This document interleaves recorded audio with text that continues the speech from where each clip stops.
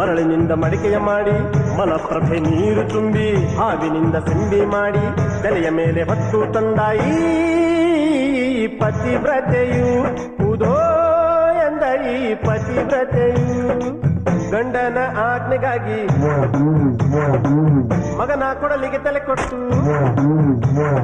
ಬೂದಿಯಾದ ಮಕ್ಕಳನ್ನು ಮತ್ತೆ ಪಡೆದುಕೊಂಡಳು ಎಲ್ಲಿ ಕಾಣೆ ಎಲ್ಲಿ ಕಾಣೆ ಎಲ್ಲಿ ಕಾಣೆ ಎಲ್ಲವ್ವನಂತವಳ ಎಲ್ಲಿ ಕಾಣೆ ಎಲ್ಲಿ ಕಾಣೆ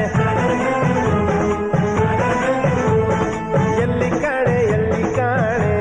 ಎಲ್ಲವ್ವನಂತವಳ ಎಲ್ಲಿ ಕಾಣೆ ಎಲ್ಲಿ